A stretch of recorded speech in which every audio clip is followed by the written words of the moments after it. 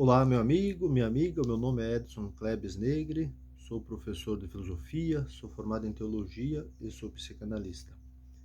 Hoje, os textos do calendário litúrgico da Igreja Católica nos sugerem uma reflexão sobre a questão da sabedoria de Daniel e, no mesmo tempo, o Evangelho de Lucas nos ajuda a perceber os acontecimentos da realidade que as primeiras comunidades estavam vivendo, principalmente as comunidades em que Lucas percorre e, no mesmo tempo, escrevem este texto. É sempre importante nós percebermos que por detrás de um autor ou uma autora da Bíblia, ou de um livro da Bíblia, nós sempre encontramos uma, duas ou várias comunidades, ou vários autores, várias autoras. Nunca a Bíblia ou o texto bíblico é desenvolvido ou produzido de uma forma solitária. E para nós que somos cristãos e cristãs, nós sabemos muito bem o valor que o Evangelho tem para a comunidade. Ele tem para a comunidade esse valor porque ele é escrito na comunidade, pela comunidade. É um texto que nos ajuda a refletir, a pensar, a meditar e a mergulhar naquilo que Jesus ensinou como princípios, podemos dizer assim, básicos ou fundantes para o seguimento e, no mesmo tempo, para a contribuição na realização do seu projeto, que é sempre um projeto de vida, vida digna para todos e todas, sem distinção. É importante, então, nós percebermos que hoje é dia 24 de novembro e nós já estamos chegando, podemos dizer assim, nas portas do findar do tempo comum e, no mesmo tempo, quase que iniciando, então, o tempo do advento, que é o primeiro dos 5 tempos que nós, dentro do calendário litúrgico, estudado, meditado e seguido pela Igreja Católica, nós estamos quase que começando. Hoje, o texto de Daniel, capítulo 5, versículo 1 a 6, 13 a 14, 16 a 17, 23 a 28, nos ajudam a entender que o equívoco do personagem, podemos dizer assim, que vacila, que fica obcecado, embriagado pelo poder, é quase que a mesma coisa do Herodes, quando ele também se deixa embriagar pelo poder e ele acredita que ele tinha o mundo na mão e decide pela morte ou assassinato do profeta João Batista. Depois nós vamos fazer uma reflexão, depois de nós lermos o Evangelho, para entender o que o autor de Daniel está querendo nos dizer também para os dias de hoje, naquele momento em que o texto foi escrito e nos dias de hoje. O Salmo é mais uma vez o cântico de Ananias, tirado do livro de Daniel, capítulo 3, versículos de 62 a 67. O refrão é o versículo 58. É importante nós percebermos que Daniel, capítulo 3, versículos de 24 até o versículo 90, é um cântico, é um longo cântico, e que desde segunda-feira até sexta-feira, dia 26 de novembro, nós estaremos meditando este salmo. O salmo sempre tem esta mística, esta espiritualidade que nos inspira a não pensar sobre Deus, mas sentir o Deus de Jesus Nazaré, o Deus da vida presente em cada um e em cada uma. Assim, harmonizando e no mesmo tempo nos hermanando com o espírito da fraternidade. No Evangelho de Lucas, Lucas capítulo 21, versículo 12 a 19, também nos ajuda a entender que nesta semana, que é a semana da 34ª semana do tempo comum, e no mesmo tempo nós estamos então findando, como dizia anteriormente, só este capítulo 21 será lido, ouvido, refletido, pensado, meditado, sentido e, no mesmo tempo, seguido. Nessa semana, porque nós estamos no ano ímpar e, no mesmo tempo, o ano que se reflete é o ano B. E no ano que vem, segundo o calendário, que é o ano C e o ano par, porque é 2022. Esse ano é ímpar porque é 2021. É sempre o final, o número final do ano que conta. E o ano C, que começa também com o tempo de advento, é muito importante nós, assim, então alinharmos ou aprofundarmos ou horizontalizarmos também esta compreensão, esta cosmologia de mundo. Porque nós vamos de mundo de fé, de mundo religioso também, né? Mundo da vida, aonde nós vamos então ouvir, ler, meditar o Evangelho de Lucas. Nesta semana, e já algumas semanas, né, anteriores, no ano B, é lido, é refletido este Evangelho tão interessante, tão profundo, mas agora, no ano C, nós vamos ouvir nos domingos os textos do Evangelho de Lucas. É importante nós conhecermos este personagem que não conheceu Jesus, mas por intermédio dos personagens, primeiros seguidores de Jesus, deixou para nós este escrito. Um escrito interessante para nós assim conhecermos melhor, lendo, é claro, na íntegra, na Bíblia, mas também conhecê-lo a partir de outros pensadores, outras pensadores do mundo da teologia. Aonde ele escreveu esse texto? Por que ele usa essa linguagem tão psicoterapêutica? Eu gosto de dizer que Lucas é o escritor que utiliza uma mensagem de Jesus psicoterapeuticamente. Ele era um médico. Ele tem uma preocupação com a saúde da pessoa, mas não a saúde como nós temos muitas vezes na compreensão dos dias de hoje, mas é uma saúde dentro do mundo judeu, que é uma saúde muito mais ampla do que nós muitas vezes estarmos nos preocupando somente com a saúde física, mas sim é a saúde que transcende o físico, porque muitas vezes nós podemos estar doentes mesmo acreditando que a nossa anatomia ou o nosso físico não tem nenhum sintoma. Mas como que está a nossa sensibilidade pelo próximo? Como que está a nossa espiritualidade ecológica, social, econômica, de vivermos a partilha, de vivermos a bondade, de vivermos a justiça que ajuda a criar um mundo mais justo? Às vezes, como eu disse anteriormente, nós acreditamos que a saúde é porque a pessoa não tem nenhum sintoma físico ou mental. Mas às vezes, a maneira de nós vivermos no mundo e na sociedade é uma coisa bárbara. Isso não é um sinal de saúde? Para os judeus do primeiro século, provavelmente sim. Como nós vamos ver, como nós vamos percebendo na leitura do Evangelho de Lucas e também dos outros escritos do Novo Testamento. Leiamos então o texto do dia de hoje, que é o Evangelho tirado do capítulo 21, versículos de 12 a 19. Mas antes que essas coisas aconteçam, vocês serão presos e perseguidos. Entregarão vocês às sinagogas e serão lançados na prisão. Serão levados diante de reis e governadores, por causa do meu nome.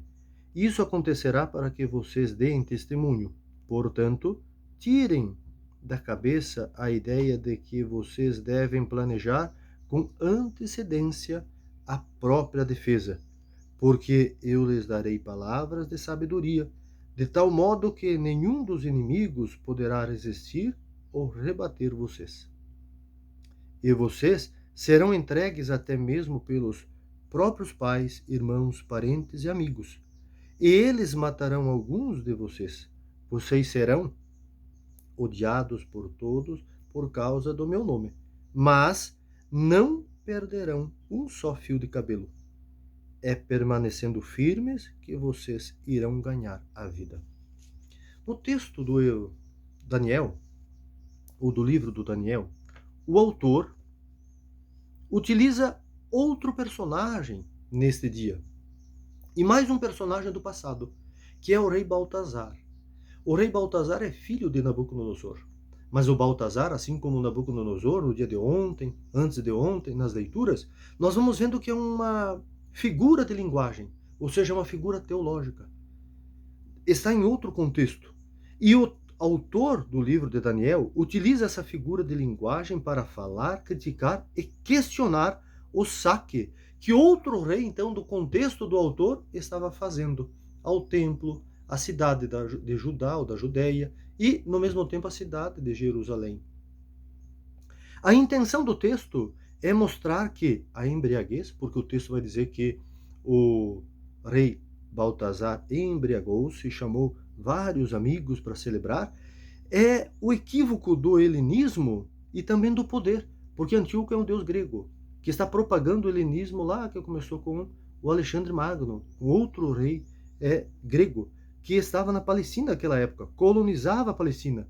E tudo isso, o helenismo e o poder, podem equivocar-se e esquecer da finitude do poder reinado e o bem supremo que é a vida. Por isso que o embriagar-se é perder o tato, é perder a sensibilidade que a vida está se esvaziando. A sabedoria, segundo o autor, é uma dádiva divina, já falada pelo profeta Isaías, capítulo 11, versículo 2.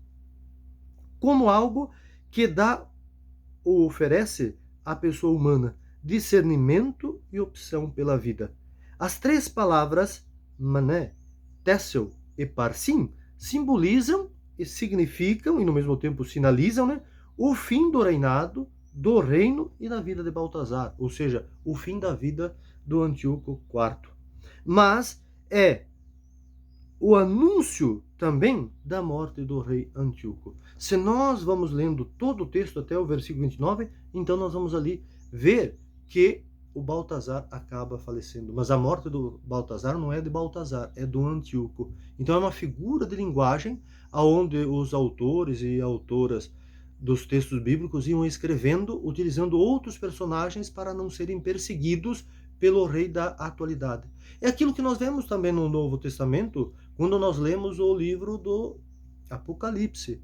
Lá no capítulo 12 nós temos o dragão, nós temos o número lá 666, que é o 666, que muitas pessoas fazem uma leitura e uma interpretação completamente fora de contexto, dizendo que é o diabo, o demônio, o Satanás, que não tem nada a ver com isso.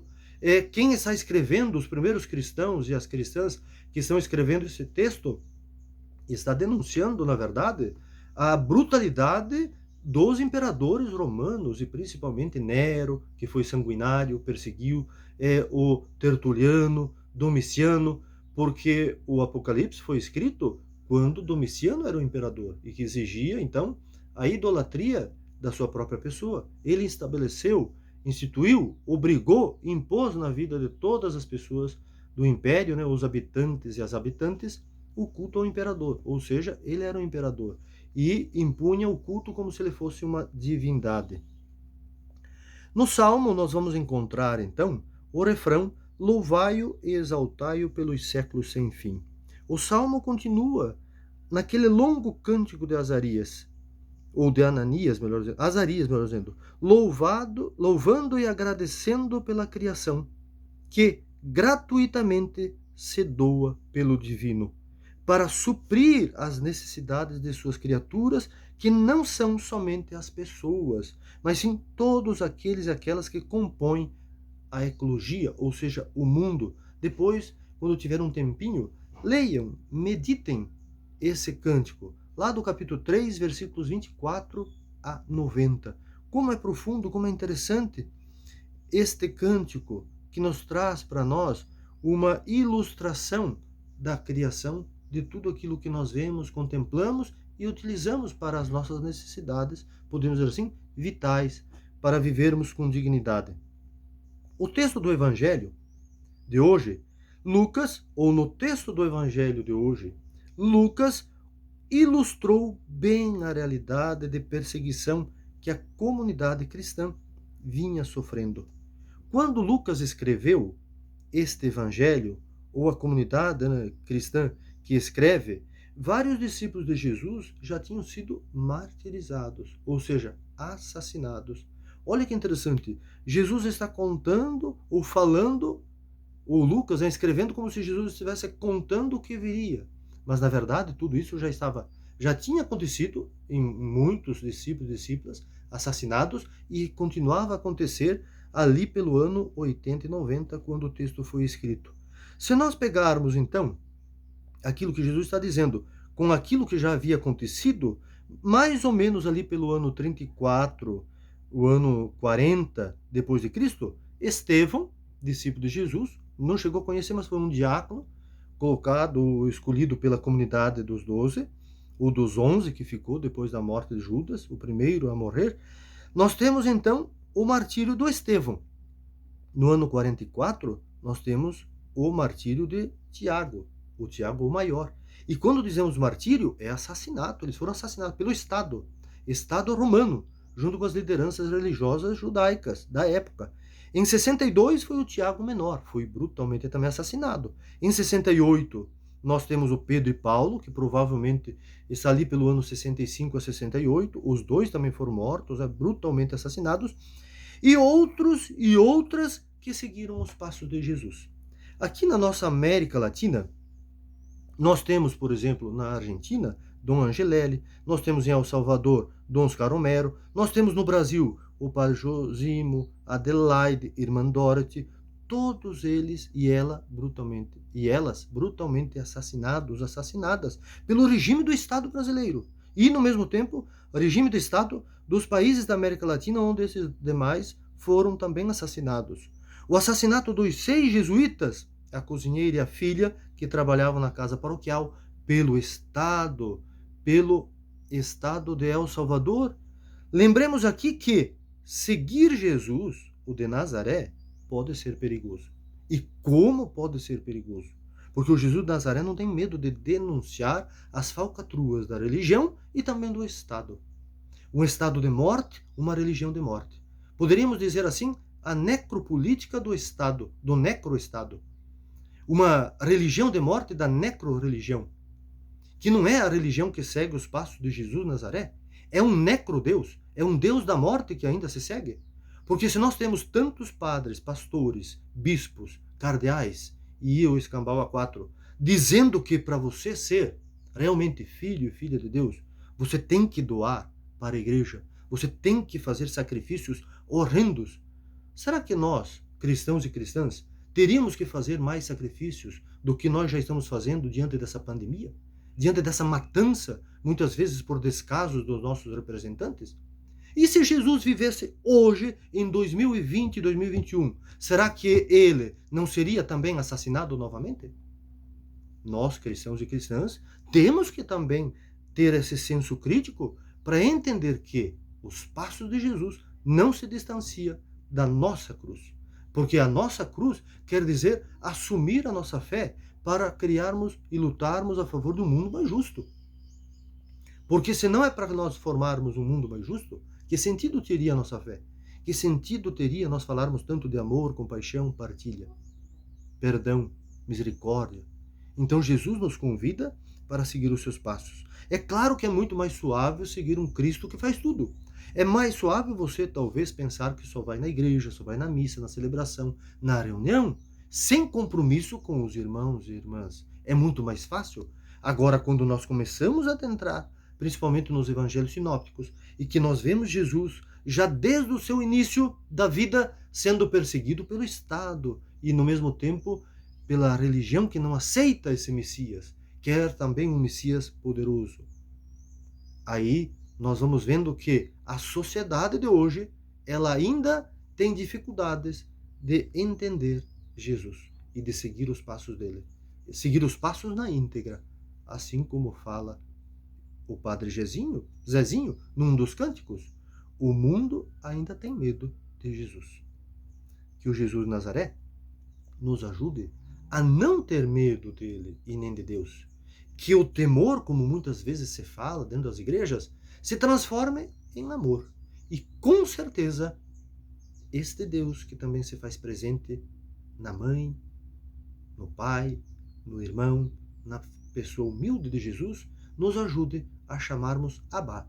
E quando nós chamamos esse nome de Abba, que até o Paulo usa numa das suas cartas, Abba tem o mesmo sentido, pai e mãe.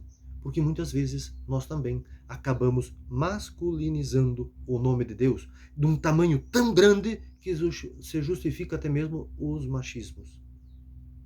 É melhor dizermos que este divino e esta divina se faz presente no nosso meio para além das masculinizações e para além das idolatrias, intitulizações. Jesus rompe esses títulos e nos ajuda a fazer a experiência desse Deus que se faz presente no espírito da sabedoria, que está em Daniel, que está em Jesus e que deve, sem dúvidas, estar em todos nós para discernirmos quais são os principais ensinamentos de Jesus. Onde houver ódio, que eu levo o amor. Onde houver ofensa, que eu leve o perdão. Onde houver discórdia, que eu leve o perdão. Onde houver desespero, que eu leve a esperança. Onde houver trevas, que eu leve a luz. Que o Deus de Jesus de Nazaré nos ilumine e nos guie para fazermos a experiência desse Deus que não tem medo da cruz, que sai da cruz, porque o Jesus da cruz e o Jesus que ressuscita põe medo em todas as estruturas. Põe medo porque elas precisam sair, como fez com o Baltazar. Ele perdeu a consciência, ele perdeu aquilo que é básico do ser humano, ele perdeu o sentido elementar da vida. Ele pensou que ele era eterno, mas não. A vida se esvai.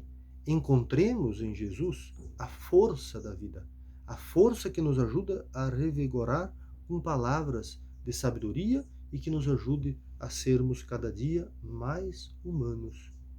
Alimentemo-nos de esperança e de confiança deste Deus ou deste Divino que caminha conosco. Um abraço a todos e a todas.